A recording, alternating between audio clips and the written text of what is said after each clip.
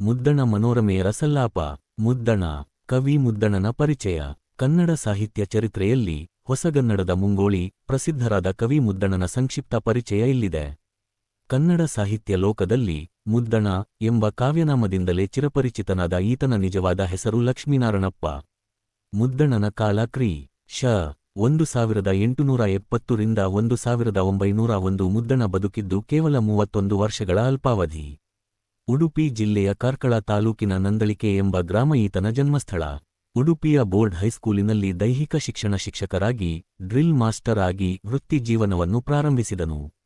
ಪ್ರಮುಖ ಕೃತಿಗಳು. ಮುದ್ದಣ ಹಳಗನ್ನಡ ಮತ್ತು ನಡುಗನ್ನಡ ಶೈಲಿಯಲ್ಲಿ ಅದ್ಭುತ ಕಾವ್ಯಗಳನ್ನು ರಚಿಸಿದ್ದಾನೆ. ಈತನ ಪ್ರಮುಖ ಕೃತಿಗಳೆಂದರೆ: 1. ಶ್ರೀರಾಮ ಪಟ್ಟಾಭಿಷೇಕಂ ನಕ್ಷತ್ರ ಚಿಹ್ನೆ, ಇದು ಮುದ್ದಣನ ಮೊದಲ ಕಾವ್ಯ, ವಾರ್ಧಕ ಷಟ್ಪದಿಯಲ್ಲಿದೆ. 2. ಅದ್ಭುತ ರಾಮಾಯಣಂ ಗದ್ಯ ಕೃತಿ. 3. ಶ್ರೀರಾಮಾಶ್ವಮೇಧಂ, ಇದು ಮುದ್ದಣನ ಅತ್ಯಂತ ಶ್ರೇಷ್ಠ ಗದ್ಯ ಕಾವ್ಯ. ಹಳಗನ್ನಡದ ಶೈಲಿಯಲ್ಲಿದ್ದರೂ ಹೊಸಗನ್ನಡದ ಜೀವಾಳವನ್ನು ಹೊಂದಿದೆ. 4. ರತ್ನಾವಳಿ ಕಲ್ಯಾಣ ಮತ್ತು ಕುಮಾರ ವಿಜಯ ಯಕ್ಷಗಾನ ಪ್ರಸಂಗಗಳು. ಸಾಹಿತ್ಯಿಕ ವಿಶಿಷ್ಟತೆ ಮತ್ತು ಬಿರುದು. ಹೊಸಗನ್ನಡದ ಮುಂಗೋಳಿ, ಹಳಗನ್ನಡ ಭಾಷೆಯ ಗಡಸುತನವನ್ನು ಸಡಿಲಗೊಳಿಸಿ ಹೊಸಗನ್ನಡ ಸಾಹಿತ್ಯಕ್ಕೆ ನಾಂದಿ ಹಾಡಿದ ಕವಿ ಮುದ್ದಣ. ಆದ್ದರಿಂದ ಇವರನ್ನು ಸಾಹಿತ್ಯ ಲೋಕದಲ್ಲಿ ಹೊಸಗನ್ನಡದ ಮುಂಗೋಳಿ ಅಥವಾ ಹೊಸಗನ್ನಡದ ಅರುಣೋದಯದ ದೂತ ಎಂದು ಕರೆಯಲಾಗುತ್ತದೆ. ಕಾವ್ಯದ ರಹಸ್ಯ. ಬಡತನ ಹಾಗೂ ಒಂದಿನ ಕಾಲದ ಸಾಹಿತ್ಯಿಕ ಸನ್ನಿವೇಶದ ಕಾರಣದಿಂದ ಮುದ್ದಣನು ತನ್ನ ಕೃತಿಗಳನ್ನು ತಾನೇ ಬರೆದದ್ದೆಂದು ಹೇಳಿಕೊಳ್ಳದೆ, ಇದು ಯಾವುದೋ ಪುರಾತನ ಗ್ರಂಥಾಲಯದಲ್ಲಿ ಸಿಕ್ಕ ಹಳೆಯ ಕೃತಿ ಎಂದು ಜಗತ್ತಿಗೆ ಪರಿಚಯಿಸಿದ್ದರು. ಇವರು ನಿಧನರಾದ ನಂತರವೇ ಈ ಅಪೂರ್ವ ಕಾವ್ಯಗಳನ್ನು ಬರೆದದ್ದು ಬಡ ಶಿಕ್ಷಕ ಲಕ್ಷ್ಮೀನಾರಾಯಣಪ್ಪನೇ ಎಂಬ ಸತ್ಯ ಜಗತ್ತಿಗೆ ತಿಳಿಯಿತು. ಕನ್ನಡ ಕಸ್ತೂರಿ. ಇವರ ಕಾವ್ಯದಲ್ಲಿ ಬರುವ ಕನ್ನಡಂ ಕಸ್ತೂರಿಯಂತಿರೆ, ಪದ್ಯಂ ವದ್ಯಂ, ಗದ್ಯಂ ಹೃದಯಂ, ಪದ್ಯ ಕಠಣವಾದುದು, ಗದ್ಯ ಹೃದಯಕ್ಕೆ ಆಪ್ಯಾಯವಾದುದು ಎಂಬ ಸಾಲುಗಳು ಕನ್ನಡ ಭಾಷೆ ಮತ್ತು ಗದ್ಯ ಸಾಹಿತ್ಯದ ಮೌಲ್ಯವನ್ನು ಹೆಚ್ಚಿಸಿವೆ. ಮುದ್ದಣ ಮನೋರಮೆಯರ ಸಲ್ಲಾಪ ಗದ್ಯ ರೂಪಾಂತರ. ಕಾಡು ನಾಡುಗಳು ಮನಸೆಳೆಯುವಂತೆ ಸುರಿಯುತ್ತಿದ್ದ ಮಳೆಗಾಲದ ಒಂದು ದಿನ ಸಾಯಂಕಾಲದ ಸಮಯದಲ್ಲಿ ಕವಿಶ್ರೇಷ್ಠ ಮುದ್ದಣನು ಎಂದಿನಂತೆ ಅರಮನೆಯ ಓಲಗವನ್ನು ಮುಗಿಸಿಕೊಂಡು ನೇರವಾಗಿ ತನ್ನ ಮನೆಗೆ ಬಂದನು. ಆತನ ಮಡದಿಯಾದ ಮನೋರಮೆ ಮುದ್ದಣನು ಬರುತ್ತಿರುವುದನ್ನು ದೂರದಿಂದಲೇ ಕಂಡು ಆತನನ್ನು ಆದರದಿಂದ ಸ್ವಾಗತಿಸಿದಳು. ಕಾಲಿಗೆ ನೀರು ಕೊಟ್ಟು, ಕೈಹಿಡಿದು ಚೌಕಿಗೆ ಕರೆದೊಯ್ದು ಮಣೆಯ ಮೇಲಷ್ಟೇ ಕುಳ್ಳಿರಿಸಿ, ಒಡನೆಯೇ ಪಕ್ವವಾದ ಸಿಹಿಯಾದ ಹಣ್ಣನ್ನು ಮತ್ತು ಕೆನೆಹಾಲನ್ನು ಕುಡಿಯಲು ಕೊಟ್ಟು ಪ್ರೀತಿಯಿಂದ ಉಪಚರಿಸಿದಳು. ಈ ಆತ್ಮೀಯ ಉಪಚಾರದಿಂದ ಮುದ್ದಣನ ಹಸಿವು ಹಾಗೂ ದಿನದ ಬಳಲಿಕೆಗಳೆಲ್ಲವೂ ತೀರಿದವು. ನಂತರ ಮನೋರಮೆ ತನ್ನ ಪತಿಗೆ ರುಚಿಕಟ್ಟಾದ ಪರಿಮಳಭರಿತ ತಾಂಬೂಲವನ್ನು ಸವಿಯಲು ನೀಡಿದಳು. ಹೀಗೆ ದಂಪತಿಗಳಿಬ್ಬರೂ ಸಂತೋಷದಿಂದ ಇರಲು ಅವರ ನಡುವೆ ಮಧುರವಾದ ಸರಸಸಲ್ಲಾಪವು ಆರಂಭವಾಯಿತು. ಮನೋರಮೆ ಮೇಲ್ನುಡಿಯಲ್ಲಿ ಪತಿಯನ್ನು ಉದ್ದೇಶಿಸಿ, ಹಗಲಿರುಳು ಸುರಿಯುತ್ತಿರುವ ಈ ಜಿನುಗು ಮಳೆಯಿಂದಾಗಿ ಹಗಲು ಬಲು ದೀರ್ಘವೆನಿಸುತ್ತಿದ್ದು, ಅದನ್ನು ಕಳೆಯಲಾಗದೆ ಮನಸ್ಸಿಗೆ ಬೇಸರವಾಗಿದೆ ಎಂದು ಹೇಳುತ್ತಾ ಏನಾದರೊಂದು ಒಳ್ಳೆಯ ಕತೆಯನ್ನು ಹೇಳುವಂತೆ ವಿನಂತಿಸಿದಳು.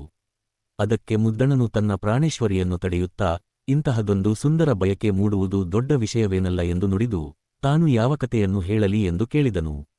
ಅಲ್ಲದೆ ಭೋಜಪ್ರಬಂಧವೋ, ವಿಕ್ರಮವಿಜಯವೋ ಅಥವಾ ಮಹಾವೀರಚರಿತವೋ ಎಂದು ಕೃತಿಗಳನ್ನು ಪ್ರಸ್ತಾಪಿಸಿದನು. ಆದರೆ ಮನೋರಮೆ ಆ ಕತೆಗಳಲ್ಲಿ ತನಗೆ ಪ್ರೀತಿಯಿಲ್ಲವೆಂದು, ಬದುಕಿದ್ದಾಗಲೂ ಹಾಗೂ ಸತ್ತ ಮೇಲೂ ಜನರಿಗೆ ಸನ್ಮಾರ್ಗವನ್ನು ತೋರಿಸುವಂತಹ ರಸಭರಿತ ಚರಿತೆಯಾದರೆ ತನಗೆ ಸಮ್ಮತವೆಂದು ತಿಳಿಸಿದಳು. ಆಗ ಮುದ್ದಣನು ಅವಳಿಗೆ ಯಾವ ರಸದಲ್ಲಿ ಇಷ್ಟವಿದೆ, ಶೃಂಗಾರವೋ, ವೀರವೋ ಅಥವಾ ಹಾಸ್ಯವೋ ಮತ್ತು ಕತೆ ಯಾವುದೆಂದು ಮರುಪ್ರಶ್ನೆ ಹಾಕಿದನು. ಅದಕ್ಕೆ ಅವಳು ರಾಮಾಯಣದ ಕತೆಗಳಲ್ಲಿ ಯಾವುದಾದರೊಂದನ್ನು ಹೇಳುವಂತೆ ಅಪೇಕ್ಷಿಸಿದಳು. ಮುದ್ದಣನು ಹಾಗೆಯೇ ಆಗಲೆಂದು ಒಪ್ಪಿ, ಮೊದಲು ಸೀತಾಸ್ವಯಂವರ ದ ಕತೆ ಹೇಳುವುದಾಗಿ ತಿಳಿಸಿದಾಗ ಮನೋರಮೆ ತಾನದನ್ನು ಈಗಾಗಲೇ ಕೇಳಿರುವುದಾಗಿ ಹೇಳಿದಳು. ನಂತರ ಮುದ್ದಣನು ಸೀತಾಪಹರಣ ದ ಕತೆಯಲ್ಲಿ ಆಸೆಯಿದೆಯೇ ಎಂದು ಕೇಳಿದಾಗ ಅವಳು ತನಗೆ ಅದು ಬೇಡವೆಂದು ನಿರಾಕರಿಸಿದಳು. ಇದರಿಂದ ಗೊಂದಲಕ್ಕೀಡಾದ ಮುದ್ದಣನು ಮತ್ತಾವ ನಲ್ಗತೆಯನ್ನು ಹೇಳಬೇಕೆಂದು ಕೇಳಲು, ಮನೋರಮೆ ನಾಡಿನಲ್ಲಿ ಅದೆಷ್ಟೋ ರಾಮಾಯಣಗಳಿವೆಯಲ್ಲವೇ, ನೀನು ಕೇಳಿದ ರಾಮಾಯಣಗಳಲ್ಲಿ ಒಂದನ್ನು ನಲ್ಮೆಯಿಂದ ಹೇಳು ಎಂದು ಒತ್ತಾಯಿಸಿದಳು. ಮುದ್ದಣನು ಅವಳಿಗೆ ಕತೆಯನ್ನು ಆಯ್ದುಕೊಳ್ಳಲು ಹೇಳಿದಾಗ ಶ್ರೀರಾಮನು ಅಶ್ವಮೇಧ ಯಾಗವನ್ನು ಕೈಗೊಂಡ ಕತೆಯೇ ಆಗಲೆಂದು ಅವಳು ಆರಿಸಿಕೊಂಡಳು. ಆಗ ಮುದ್ದಣನಿಗೆ ಅವಳು ಶೇಷರಾಮಾಯಣ ವನ್ನು ಕೇಳಲು ಬಯಸುತ್ತಿದ್ದಾಳೆಂಬುದು ತಿಳಿಯಿತು. ಮನೋರಮೆ ಅದನ್ನು ಒಪ್ಪುತ್ತಾ ಈ ಮೊದಲು ಆ ಕತೆಯನ್ನು ಯಾರು ಯಾರಿಗೆ ಹೇಳಿದ್ದರೆಂದು ಜಿಜ್ಞಾಸೆ ವ್ಯಕ್ತಪಡಿಸಿದಳು. ಮುದ್ದಣನು ಈ ಕತೆಯನ್ನು ಮೊದಲು ಶೇಷನು ವಾತ್ಸಾಯನನಿಗೆ ಹೇಳಿದ್ದನೆಂದು, ಅದನ್ನೇ ತಾನು ಈಗ ಅವಳಿಗೆ ಹೇಳುವುದಾಗಿಯೂ ತಿಳಿಸಿದನು. ಆದರೆ ಅದು ಬಲು ದೊಡ್ಡ ಕತೆಯಾಗಿದ್ದು ಒಂದೆರಡು ದಿನಗಳಲ್ಲಿ ಮುಗಿಯುವುದಿಲ್ಲ ಎಂದು ಎಚ್ಚರಿಸಿದನು. ಅದಕ್ಕೆ ಅವಳು ದಿನಕ್ಕೆ ಇಷ್ಟಿಷ್ಟು ಹೇಳಿದರೆ ತೊಂದರೆಯಿಲ್ಲ ಎಂದು ಉತ್ತರಿಸಿದಳು.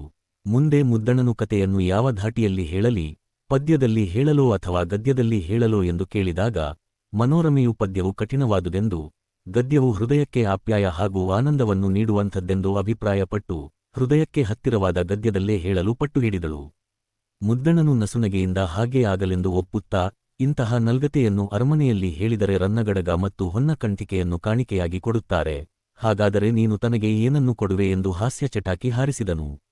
ಅದಕ್ಕೆ ಮನೋರಮೆ ತನ್ನನ್ನೇ ತಾನು ಒಪ್ಪಿಸಿಕೊಳ್ಳುವುದಾಗಿ ತಮಾಷೆ ಮಾಡಿದಾಗ ಮುದ್ದಣನು ಅವಳನ್ನು ಬಲು ಗಡಸುಗಾರ್ತಿ ಎನ್ನುತ್ತಾ, ಈಗಾಗಲೇ ನಿನ್ನ ತಂದೆತಾಯಿಗಳು ನಿನ್ನನ್ನು ನನಗೆ ಕೊಟ್ಟಿರುವುದನ್ನು ಮರೆತೆಯಾ ಎಂದು ಕೇಳಿದನು. ತಕ್ಷಣ ಮನೋರಮೆ ಮಾತು ಬದಲಿಸಿ, ಯಾರಾದರೂ ಪುರಾಣ ಮುಗಿದ ಮೇಲೆಲ್ಲವೇ ದಕ್ಷಿಣೆ ಕೊಡುವುದು ಮತ್ತು ಅರಮನೆಯವರು ಕಾವ್ಯವಾಚನ ಮಾಡಿದ ಮೇಲೆಲ್ಲವೇ ಕಾಣಿಕೆ ನೀಡುವುದು ಎಂದು ವಾದಿಸಿದಳು. ಹಾಗೆಯೇ ತಾನು ಸಹ ಕಥೆಯನ್ನು ಪೂರ್ತಿಯಾಗಿ ಕೇಳಿದ ಮೇಲೆಯೇ ಅದು ತನ್ನ ಮನಸ್ಸಿಗೆ ಒಪ್ಪುವಂತೆ ಸೊಗಸಾಗಿ ಸನ್ಮಾನಿಸುವುದಾಗಿ ಜಾಣ್ಮೆಯಿಂದ ಉತ್ತರಿಸಿದಳು. ಮುದ್ದಣನು ಕತೆ ಕೇಳಿದ ಮೇಲೆ ಇಲ್ಲವೆಂದರೆ ನಾನು ಬಿಡಲಾರೆ ಎಂದು ಎಚ್ಚರಿಸಿದಾಗ ಅವಳು ಕತೆಯ ಹುರುಳು ಹೇಗಿದೆ ಎಂಬುದನ್ನು ಮೊದಲು ನೋಡುತ್ತೇನೆ ಎಂದಳು. ಕೂಡಲೇ ಮುದ್ದಣನು ಕತೆಯನ್ನು ಆರಂಭಿಸುತ್ತಾ ಸಂಸ್ಕೃತದ ದೀರ್ಘ ಸಮಾಸ ಪದಗಳಾದ ಸ್ವಸ್ತಿ ಶ್ರೀಮತ್ ಸುರಾಸುರೇಂದ್ರ ನರೇಂದ್ರ ಮುನೀಂದ್ರ ಫಣೀಂದ್ರ ಮಣಿಮಕುಟ್ಘಟಿತ ಎಂದು ಪೀಠಿಕೆ ಹಾಕಿದನು.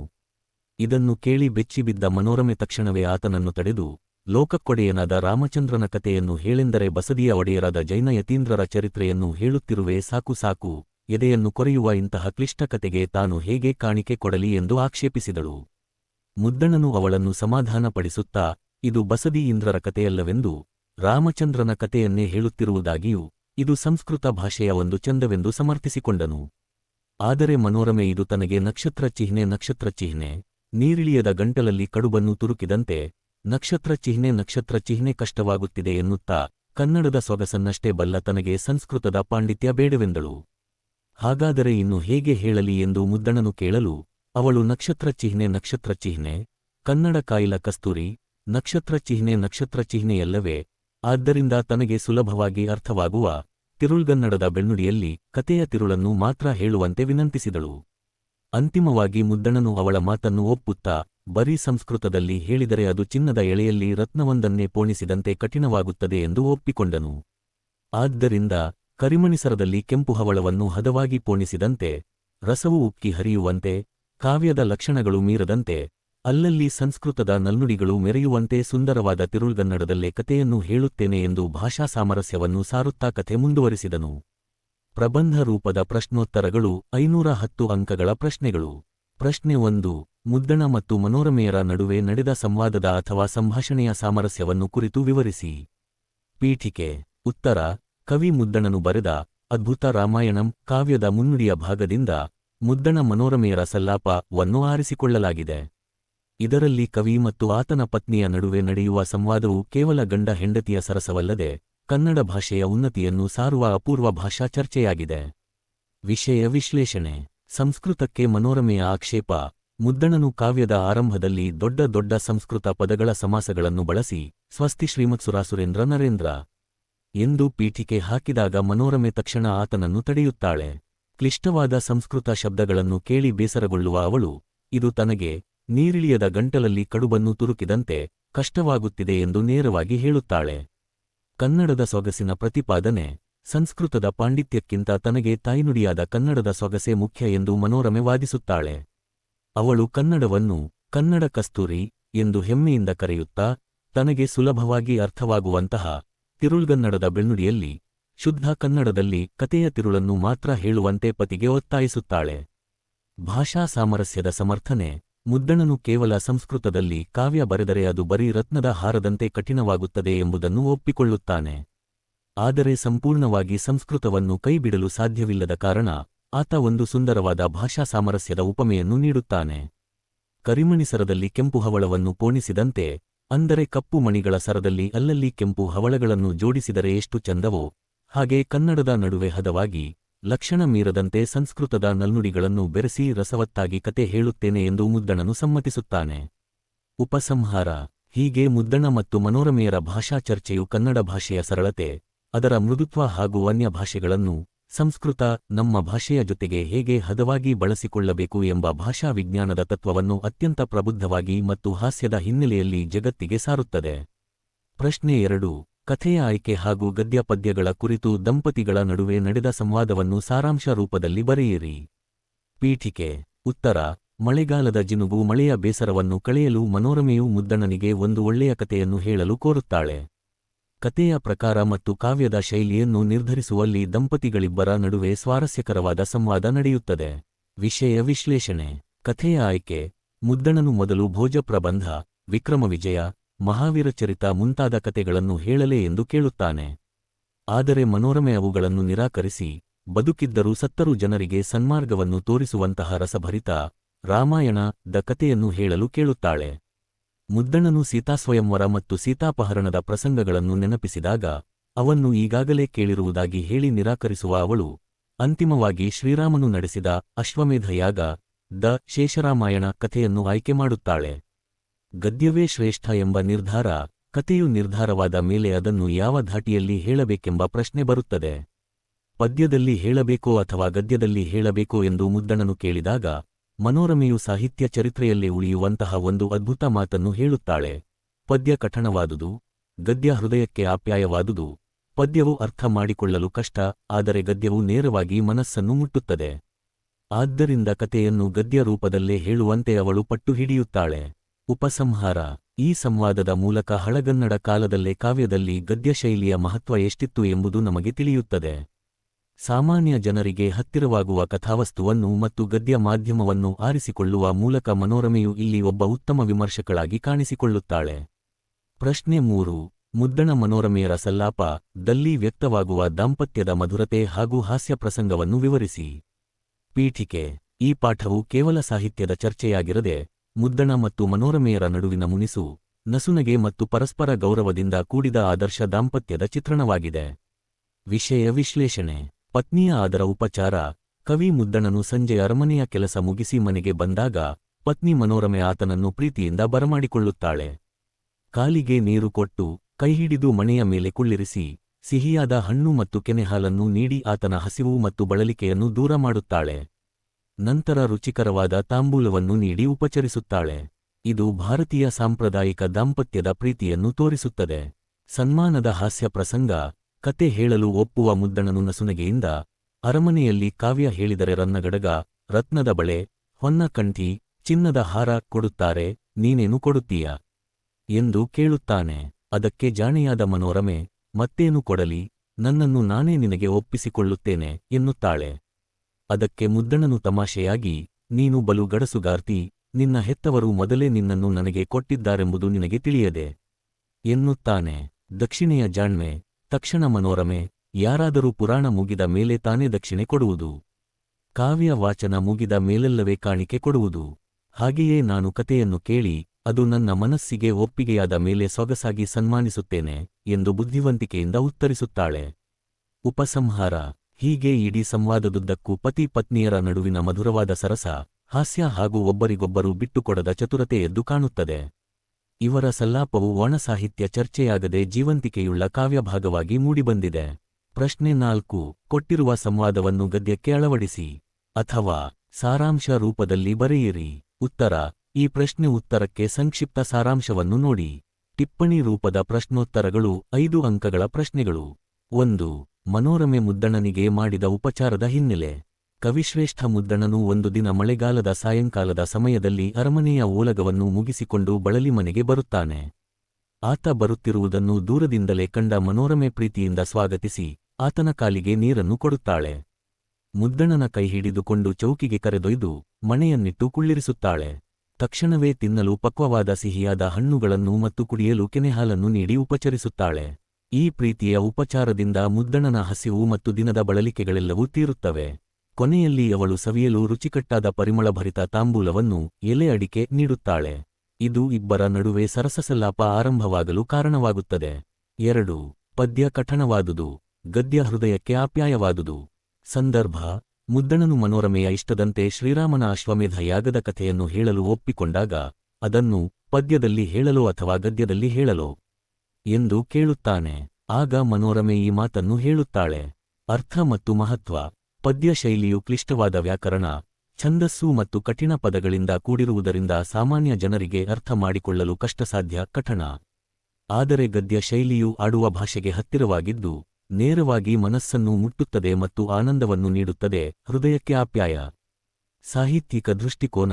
ಹಳಗನ್ನಡ ಕಾಲದಲ್ಲಿ ಕಾವ್ಯಗಳೆಲ್ಲವೂ ಪದ್ಯ ರೂಪದಲ್ಲೇ ಇರುತ್ತಿದ್ದವು.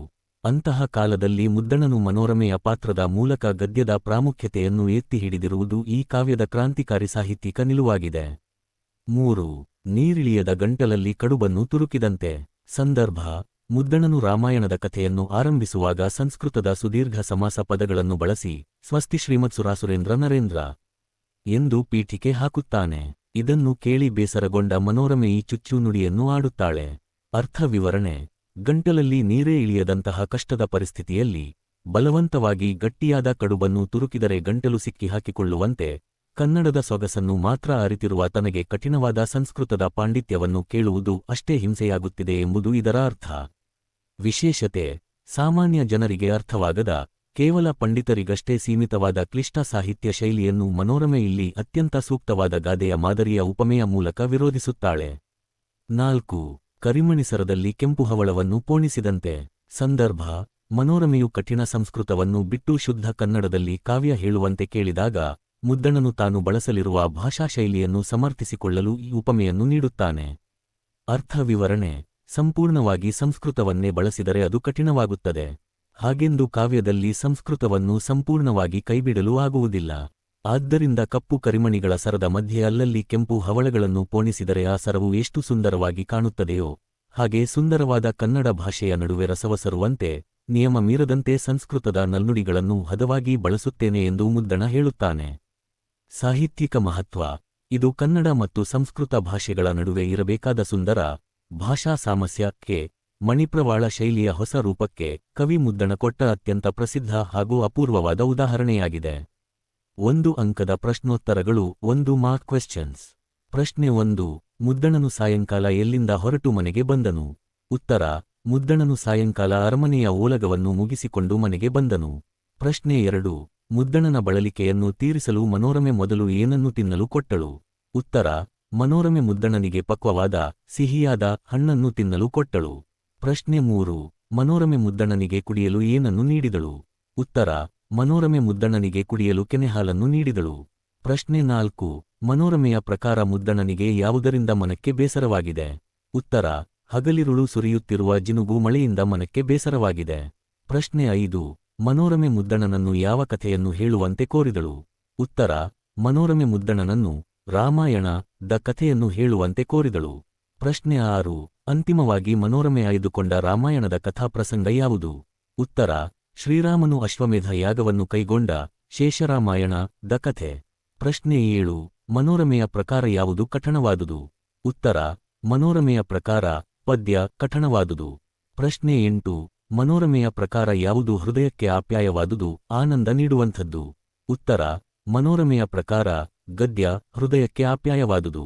ಪ್ರಶ್ನೆ 9: ಅರಮನೆಯಲ್ಲಿ ಕಾವ್ಯ ವಾಚನ ಮಾಡಿದರೆ ಮುದ್ದಣನಿಗೆ ಸಿಗುವ ಕಾಣಿಕೆಗಳಾವುವು?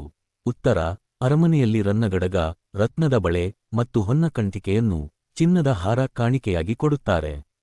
ಪ್ರಶ್ನೆ 10: ಕಥೆ ಹೇಳಿದ ತಕ್ಷಣ ಮುದ್ದಣನಿಗೆ ಏನನ್ನು ಕೊಡುವುದಾಗಿ ಮನೋರಮೆ ತಮಾಷೆ ಮಾಡಿದಳು? ಉತ್ತರ: ಕಥೆ ಕೇಳಿದ ಮೇಲೆ ತನ್ನನ್ನೇ ತಾನು ಒಪ್ಪಿಸಿಕೊಳ್ಳುವುದಾಗಿ ಮನೋರಮೆ ತಮಾಷೆ ಮಾಡಿದಳು. ಪ್ರಶ್ನೆ 11: ಯಾರಿಗೆ ಪುರಾಣ ಹೇಳಿದ ಮೇಲೆ ದಕ್ಷಿಣೆ ಕೊಡುವುದು ವಾಡಿಕೆ ಎಂದು ಮನೋರಮೆ ಹೇಳುತ್ತಾಳೆ? ಉತ್ತರ: ಕಥೆಯನ್ನು ಪೂರ್ತಿಯಾಗಿ ಕೇಳಿದ ಮೇಲೆಯೇ ದಕ್ಷಿಣೆ ಅಥವಾ ಕಾಣಿಕೆ ಕೊಡುವುದು ವಾಡಿಕೆ ಎಂದು ಮನೋರಮೆ ಹೇಳುತ್ತಾಳೆ. ಪ್ರಶ್ನೆ 12: ಮುದ್ದಣನು ಸಂಸ್ಕೃತದಲ್ಲಿ ಕಥೆ ಆರಂಭಿಸಿದಾಗ ಮನೋರಮೆಗೆ ಹೇಗನಿಸಿತು? ಉತ್ತರ: ನೀರಿಳಿಯದ ಗಂಟಲಲ್ಲಿ ಕಡುಬನ್ನು ತುರುಕಿದಂತೆ ಅನಿಸಿತು. ಪ್ರಶ್ನೆ 13: ಮನೋರಮೆ ಕನ್ನಡ ಭಾಷೆಯನ್ನು ಏನೆಂದು ಕರೆಯುತ್ತಾಳೆ? ಉತ್ತರ: ಮನೋರಮೆ ಕನ್ನಡ ಭಾಷೆಯನ್ನು ಕನ್ನಡ ಕಸ್ತೂರಿ ಎಂದು ಕರೆಯುತ್ತಾಳೆ. ಪ್ರಶ್ನೆ 14: ಮುದ್ದಣನು ಕನ್ನಡ ಮತ್ತು ಸಂಸ್ಕೃತ ಭಾಷೆಗಳ ಬಳಕೆಯನ್ನು ಯಾವುದಕ್ಕೆ ಹೋಲಿಸಿದ್ದಾನೆ? ಉತ್ತರ: ಮುದ್ದಣನು ಭಾಷೆಯ ಬಳಕೆಯನ್ನು ಕರಿಮಣಿಸರದಲ್ಲಿ ಕೆಂಪು ಹವಳವನ್ನು ಪೋಣಿಸಿದಂತೆ ಇರಬೇಕು ಎಂದು ಹೋಲಿಸಿದ್ದಾನೆ. 2 ಅಂಕದ ಪ್ರಶ್ನೋತ್ತರಗಳು. 2 ಮಾರ್ಕ್ಸ್ ಕ್ವೆಶ್ಚನ್ಸ್. ಪ್ರಶ್ನೆ 1: ಮುದ್ದಣನು ಮನೆಗೆ ಬಂದಾಗ ಮನೋರಮೆ ಅವನನ್ನು ಹೇಗೆ ಉಪಚರಿಸಿದಳು? ಉತ್ತರ: ಮುದ್ದಣನು ಅರಮನೆಯಿಂದ ಮನೆಗೆ ಬಂದಾಗ ಮನೋರಮೆ ಅವನನ್ನು ಪ್ರೀತಿಯಿಂದ ಸ್ವಾಗತಿಸಿ ಕಾಲಿಗೆ ನೀರು ಕೊಟ್ಟಳು. ನಂತರ ಕೈಹಿಡಿದು ಚೌಕಿಗೆ ಕರೆದೊಯ್ದು ಮಣೆಯ ಮೇಲೆ ಕುಳ್ಳಿರಿಸಿ ತಿನ್ನಲು ಸಿಹಿಯಾದ ಹಣ್ಣನ್ನು ಮತ್ತು ಕುಡಿಯಲು ಕೆನೆಹಾಲನ್ನು ನೀಡಿ ಕೊನೆಯಲ್ಲಿ ಪರಿಮಳಭರಿತ ತಾಂಬೂಲವನ್ನು ಕೊಟ್ಟು ಉಪಚರಿಸಿದಳು. ಪ್ರಶ್ನೆ 2: ಮನೋರಮೆಗೆ ಹಗಲು ಕಳೆಯುವುದು ಬೇಸರವೆನಿಸಲು ಕಾರಣವೇನು? ಉತ್ತರ: ಕಾಡು ನಾಡುಗಳು ಮನಸೆಳೆಯುವಂತೆ ಹಗಲಿರುಳು ಜಿನುಗು ಮಳೆಯೂ ಎಡೆಬಿಡದೆ ಸುರಿಯುತ್ತಿತ್ತು. ಈ ಮಳೆಗಾಲದ ವಾತಾವರಣದಿಂದಾಗಿ ಹಗಲು ದೀರ್ಘವಾಗಿ ತೋರುತ್ತಿದ್ದರಿಂದ ಮನೋರಮೆಗೆ ಹಗಲು ಕಳೆಯುವುದು ಮನಕ್ಕೆ ಬಲು ಬೇಸರವೆನಿಸಿತ್ತು. ಪ್ರಶ್ನೆ 3. ಮುದ್ದಣನು ಮೊದಲು ಯಾವ ಯಾವ ಕಾವ್ಯಗಳನ್ನು ಹೇಳುವುದಾಗಿ ಪ್ರಸ್ತಾಪಿಸಿದನು? ಉತ್ತರ: ಮನೋರಮೆಯು ಒಂದು ನಲ್ಗತೆಯನ್ನು ಹೇಳಲು ಕೋರಿದಾಗ ಮುದ್ದಣನು ಮೊದಲು ಭಾಷೆ ಮತ್ತು ಸಾಹಿತ್ಯದ ಪ್ರಸಿದ್ಧ ಕಾವ್ಯಗಳಾದ ಭೋಜ ಪ್ರಬಂಧ, ವಿಕ್ರಮವಿಜಯ ಅಥವಾ ಮಹಾವೀರಚರಿತ ಇವುಗಳಲ್ಲಿ ಯಾವುದನ್ನೂ ಹೇಳಲಿ ಎಂದು ಪ್ರಸ್ತಾಪಿಸಿದನು. ಪ್ರಶ್ನೆ 4. ಕಥೆಯ ಆಯ್ಕೆಯ ವಿಷಯದಲ್ಲಿ ಮನೋರಮೆಯ ಅಪೇಕ್ಷೆ ಏನಿತ್ತು? ಉತ್ತರ: ಮುದ್ದಣನು ಹೇಳಿದ ಭೋಜ ಪ್ರಬಂಧಾದಿ ಕಾವ್ಯಗಳನ್ನು ನಿರಾಕರಿಸಿದ ಮನೋರಮೆ ತನಗೆ ಬದುಕಿದ್ದರೂ ಸತ್ತರೂ ದಾರಿ ತೋರಿಸುವಂತಹ ರಸಭರಿತವಾದ ರಾಮಾಯಣದ ಕಥೆಯೇ ಬೇಕು ಎಂದಳು. ಅಂತಿಮವಾಗಿ ಅವಳು ಶ್ರೀರಾಮನು ಅಶ್ವಮೇಧ ಯಾಗ ಕೈಗೊಂಡ ಶೇಷರಾಮಾಯಣ ದ ಕಥೆಯನ್ನು ಆಯ್ದುಕೊಂಡಳು. ಪ್ರಶ್ನೆ 5. ಗದ್ಯ ಮತ್ತು ಪದ್ಯಗಳ ಕುರಿತು ಮನೋರಮೆಯ ಅಭಿಪ್ರಾಯವೇನು? ಉತ್ತರ: ಪದ್ಯ ಕಠಣವಾದುದು, ಗದ್ಯ ಹೃದಯಕ್ಕೆ ಆಪ್ಯಾಯವಾದುದು ಎಂಬುದು ಮನೋರಮೆಯ ಅಭಿಪ್ರಾಯ. ಪದ್ಯವನ್ನು ಅರ್ಥ ಮಾಡಿಕೊಳ್ಳುವುದು ಕಷ್ಟ, ಆದರೆ ಗದ್ಯವು ಸರಳವಾಗಿದ್ದು ನೇರವಾಗಿ ಮನಸ್ಸಿಗೆ ಆನಂದವನ್ನು ನೀಡುತ್ತದೆ ಎಂದು ಅವಳು ನಂಬಿದ್ದಳು. ಪ್ರಶ್ನೆ 6. ಅರಮನೆಯಲ್ಲಿ ಸಿಗುವ ಕಾಣಿಕೆಯ ಬಗ್ಗೆ ಮುದ್ದಣನು ಮನೋರಮೆಗೆ ಏನೆಂದು ಹೇಳಿದನು? ಉತ್ತರ: ಇಂತಹ ನಲ್ಗತೆಯನ್ನು, ರಾಮಾಯಣದ ಕಥೆಯನ್ನು ಹೇಳಿದರೆ ಅರಮನೆಯಲ್ಲಿ ಮೆಚ್ಚುಗೆಯಾಗಿ ರನ್ನಗಡಗವನ್ನು, ರತ್ನದ ಬಳೆ ಮತ್ತು ಹೊನ್ನ ಕಂಟಿಕೆಯನ್ನು, ಚಿನ್ನದ ಹಾರ ಕಾಣಿಕೆಯಾಗಿ ಕೊಡುತ್ತಾರೆ. ಹಾಗಾದರೆ ನೀನು ನನಗೆ ಉಡುಗೊರೆಯಾಗಿ ಏನನ್ನು ಕೊಡುವೆ ಎಂದು ಮುದ್ದಣನು ಮನೋರಮೆಯನ್ನು ಹಾಸ್ಯದಿಂದ ಕೇಳಿದನು. ಪ್ರಶ್ನೆ 7. ಕಾಣಿಕೆ ಕೊಡುವ ವಿಷಯದಲ್ಲಿ ಮನೋರಮೆ ಮುದ್ದಣನಿಗೆ ಯಾವ ಜಾಣ್ಮೆಯ ಮಾತುಗಳನ್ನು ಹೇಳಿದಳು?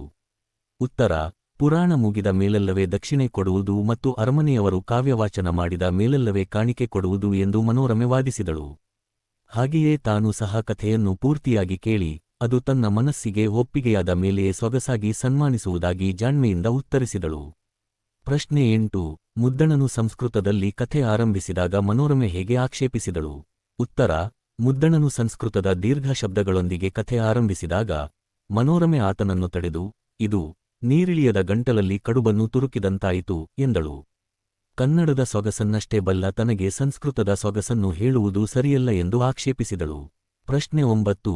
ಮುದ್ದಣನು ಕನ್ನಡ ಮತ್ತು ಸಂಸ್ಕೃತ ಭಾಷೆಗಳ ಸಾಮರಸ್ಯವನ್ನು ಹೇಗೆ ಸಮರ್ಥಿಸುತ್ತಾನೆ? ಉತ್ತರ: ಬರೀ ಸಂಸ್ಕೃತದಲ್ಲಿ ಹೇಳಿದರೆ ಚಿನ್ನದ ಎಳೆಯಲ್ಲಿ ರತ್ನವನ್ನು ಮಾತ್ರ ಪೋಣಿಸಿದಂತಾಗುತ್ತದೆ ಎಂದ ಮುದ್ದಣನು ಭಾಷಾ ಸಾಮರಸ್ಯವನ್ನು ಎತ್ತಿ ಹಿಡಿಯುತ್ತಾನೆ. ಕರಿಮಣಿಸರದಲ್ಲಿ ಕೆಂಪು ಹವಳವನ್ನು ಪೋಣಿಸಿದಂತೆ, ರಸವಸರುವಂತೆ, ನಿಯಮ ಮೀರದಂತೆ ಕನ್ನಡದ ನಡುವೆ ಸಂಸ್ಕೃತದ ನಲ್ನುಡಿಗಳು ಮೆರೆಯುವಂತೆ ಕಥೆ ಹೇಳುತ್ತೇನೆ ಎಂದು ಸಮರ್ಥಿಸುತ್ತಾನೆ.